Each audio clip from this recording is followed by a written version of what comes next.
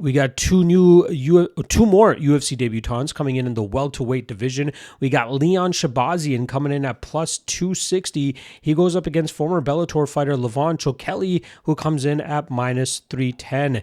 Now, Shahbazyan is a guy that also got a shot on the Contender Series way back in 2019. Unfortunately, he was not able to close the show against Phil Rowe, who really struggled in the first round. Shahbazyan had Rowe on the ropes in that first round, wasn't able to close the show. Rowe snatches the momentum in the second round, hurts Shahbazyan numerous times, nearly finishes him, and then it only takes him 16 seconds into round 3 to get that finish over Shahbazyan, and kind of ruining the plan and dreams of Shahbazyan in that time because of stopping the momentum of Shahbazyan at the time. But again, when you look at the record and when you look at some of the fights that Shahbazyan had going into that Contender Series fight, the guy was not facing tough enough competition to have him prepared to fight against a guy that actually can throw back properly and really challenge him in those spots. We saw him take 2 years off after that fight, and then he came up short once again by knockout against Moses Murrieta, who was a solid regional fighter. He tried to get his confidence back after that, as he submitted a fighter, an 0-0 fighter, 3 months later, pretty quickly, and then he took another year and a half off, and then he returned against Ryan Loder before Loder got a shot on the Ultimate Fighter, and Loder hurt him right off the bat, it seemed like, with a body shot, and then he eventually got to the grappling and eventually found a TKO over Shahbazyan. That put Shahbazyan out of competition for a pretty long time again, nearly 2 years, but then when he returned, he is now on a 4-fight winning streak. He got a club and sub over Arian Tavares. That was a fight where Tavares was having a lot of success, hurting Shahbazyan numerous times, but then Shahbazyan landed a good counter and slapped on that guillotine, and he forced the tap.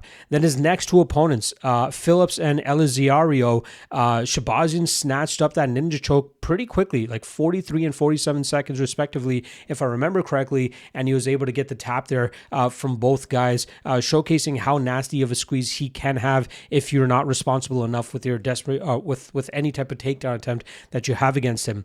And then he defeated Robert Hale, a regional veteran, a guy that had Shahbazyan on the ropes a few times in that first round. Hale dropped Shahbazyan, started landing some ground and pound, but then was a little bit too lazy with his grappling defense and allowed Shahbazyan to throw up an armbar and force the tap. Shahbazyan is a guy that's been jumping between 185 and 170.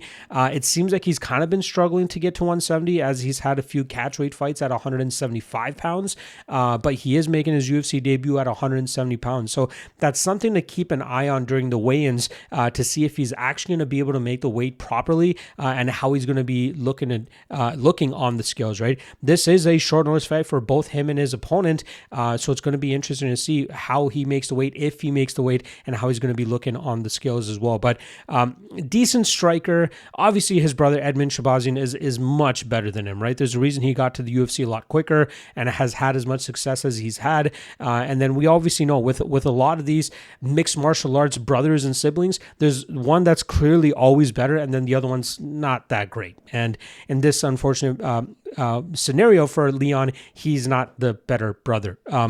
Again, good submission game. He can definitely pull off submissions. That's without a doubt. But I don't think he's UFC level. He's beating some guys that aren't that great. Robert Hill was a good fighter, but there's a reason he's like 14-10 on the regional scene. Elizario was like 38, 40 years old when he fought him. Aaron Phillips, not that great. Arian Tavares started his career solid, but really started to fall off in recent years, and Shahbazyan took full advantage of that, and Shahbazyan nearly lost to him as well. Now, he's going up against Georgian Levon Chokheli, former Bellator fighter here, who went 4-3 with that promotion, but he did come up short against some pretty stellar competition. Lorenz Larkin knocked him out in his last defeat.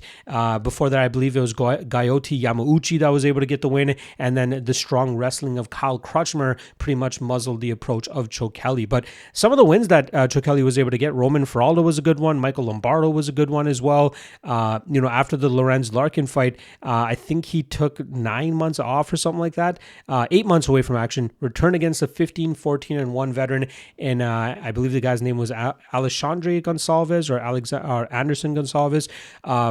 Chokheli had good success in that fight, was pretty much beating on him the entire time. Gonçalves did get a pretty cool reversal in that first round, but Chokheli quickly got back to his feet, and then eventually it was the power of Chokheli that got Gonçalves out of there.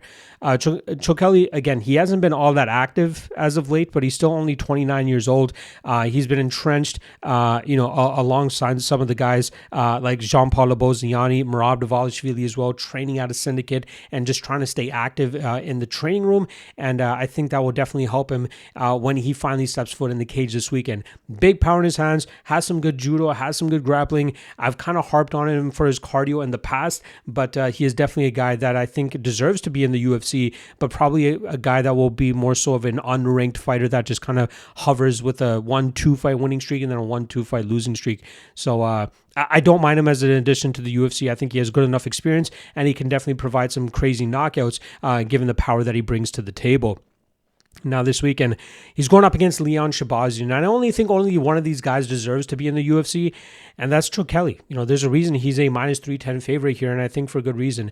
I think he'll be able to avoid the submission game of Shahbazyan. I think he's a much harder puncher. Shahbazyan could absolutely catch him with a counter. That's possible, but for the most part, I think it's going to be Chokheli on the gas, landing big shots moving forward, and I think one of those big shots within a round and a half will find the chin of Shahbazyan, leading to Chokheli winning this fight by knockout.